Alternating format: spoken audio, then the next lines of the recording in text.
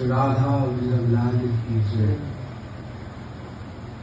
जो साधक परमार्थ के पथ पे चल करके अपने आप को भगवान के प्रेम में, भगवान के रूप में, लीला में, धाम में दृढ़ता पूर्वक स्थापित करने के लिए, जीव की परम गति का मार्ग चयन करने के लिए प्रयत्नशील रहता है, उसके लिए कुछ आवश्यक बातें हैं। जो संसारिक है उसकी श्रेणी में श्री जी के सबका निर्णय करें, सबको सफल बनाए। हम तो महापुरुषों की वाणियों में चलने का प्रयास करें। भगवान के ऊपर विश्वास, निरंतर विश्वास। जहां भगवान के ऊपर विश्वास होता है वहां उसे दिखता है कि दुख के रूप में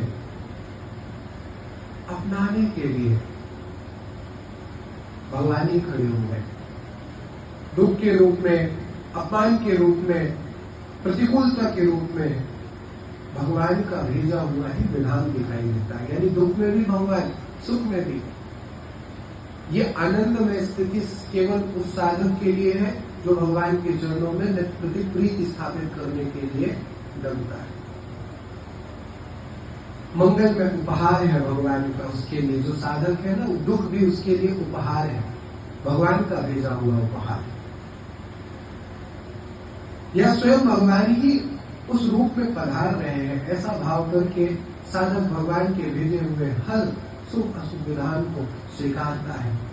जहां जहां दुख होता है वहां वहां वह भगवान की दया को या भगवान को ही विशेष रूप से देखता है।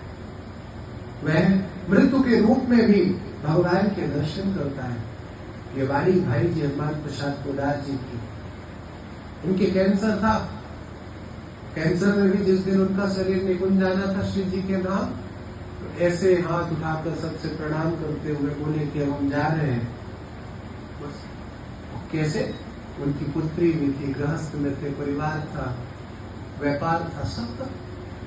और भगवान के चरणों में ऐसी प्रीति कि अब उनको दुख नहीं दिखाई दे रहा है। अब कैंसर उनको कैंसर से नहीं, भगवान, उनसे किसी ने पूछा तो उन्होंने यही कहा, ये भगवान है, इस रूप में आए हैं और जल्द से जल्द मुझे अपने समीप करेंगे, तो मुझे इससे कोई भी द्वेष नहीं है, रहने दो जब तक है। वो चाहेंगे तो उसको ठीक करेंगे, नहीं चाहेंगे तो नहीं करेंगे। साधक को चाहिए कि संसार के हानि लाभ की ओर तथा जैसा भी हो जाए उसकी तरफ से चित्त को और चिंतन को हटा ले। ना भगवान से कहे, ना भवन से। भवन में ऐसे भाव, भवन यानी मन के अंदर भी ये भाव न रहे कि जो भी ये सब इच्छा है, यहां की वस्तु परिस्थिति की कैसी भी हो जाए, अंत में वह नष्ट हो ही जाएगी। जहां जैसा भगवान ने विधान किया है उस पर बर्ताव करते रहिए। यहाँ की कोई भी वस्तु परिस्थिति स्थायी नहीं बनाई जा सकती, दीर्घ काल व्यापी बनाई जा सकती है। अंततः दीर्घ काल तक टिकट भी नष्ट होने वाली वस्तु परिस्थिति के लिए भगवान के प्रार्थना करना चाहिए, भगवान से प्रार्थना करना चाहिए कि बुद्धिमानी मेरी नहीं है किसी भी भाव की, तो आप संभालिए, आप करिए। ये बात सुनो, दवा होती है रोगी के रोग के अनुसार, दवा रोगी के रोग के अनुसार होती है। निदान के अनुसार दवा का विधान करना वैद्य डॉक्टर का काम है। रोगी का काम तो है वैद्य डॉक्टर पर विश्वास करना। वैद्य डॉक्टर रोगी को देखकर रोग का निदान करे और दवा चुन करके उसे लिख करके दे। ऐसे ही भगवान और भगवान की कृपा पर जो विश्वास करना चाहता है वो करे।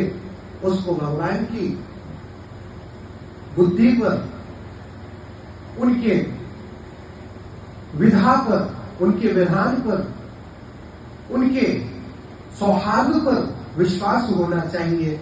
उसे यह विश्वास करना चाहिए कि भगवान हमारे लिए जो विधान कर रहे हैं हमारे लिए वही ठीक है, उसी में हमारा परम हित है। इसीलिए भगवान के न्याय पर, दया पर असंतोष व्यक्त करना तो दया एवं न्याय का उपहास करना है। इसीलिए साधक को चाहिए कि वह भगवान के विधान पर विश्वास करे। अगर वो उनकी बातों पर विश्वास नहीं करेगा तो ऐसा करके हम भगवान की समझ से अपनी समझ को अधिक महत्व दे रहे हैं, इसीलिए हम पर निष्ठा नहीं बन पा रही है।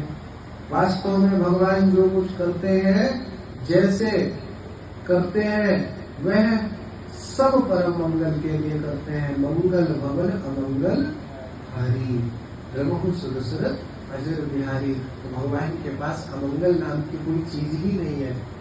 भवन तो केवल मंगल का ही है भगवान के पास, और उसी का निर्माण करते हैं।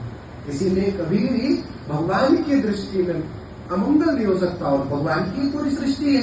तो मेरे साथ जो भी हो रहा है वो भगवान के द्वारा किया गया मंगलमय विधान है, ऐसी धारणा करनी चाहिए। भगवान किस काम को कब, क्यों, कैसे करते हैं वो हम नहीं जानते, पर उनका सब में मंगल है, सब हमारे हित के लिए, ऐसी भावना करें। श्री राधा की जय।